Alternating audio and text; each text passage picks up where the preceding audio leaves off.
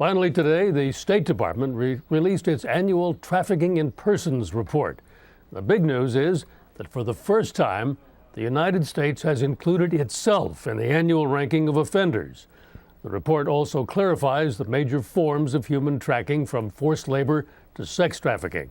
It's a crisis that affects over 12 million people worldwide, and our Christina Ruffini has more with this report. Take a look.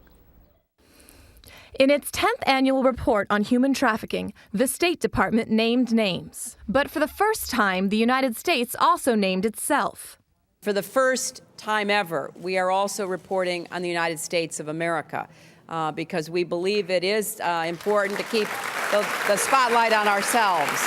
Although it ranked among the nations doing the most to combat the practice, trafficking in the United States is still a big problem, one that largely goes unnoticed. What we have in the United States is a situation where there are homegrown traffickers who are enslaving people in various segments of the economy, and some of those end up enslaving American citizens. Some of those end up enslaving foreign nationals. Most of the activity involves forced labor, with hotels, construction sites, nail salons, and strip clubs among the leading offenders. We hope that the media is going to take more time to highlight this issue. The State Department has identified this 14,500 to 17,500 range, but most people agree that this is just a very rough estimate, and we really do not know. But the report also identifies several special cases,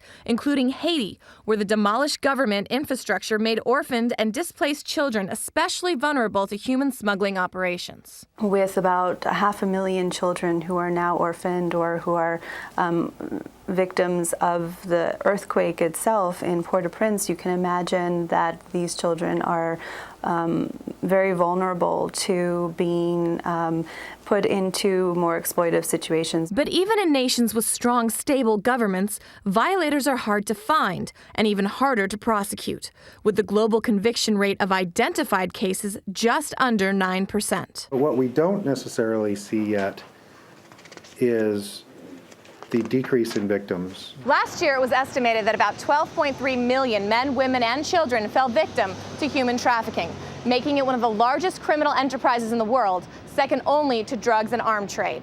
Christina Ruffini, CBS News, Washington.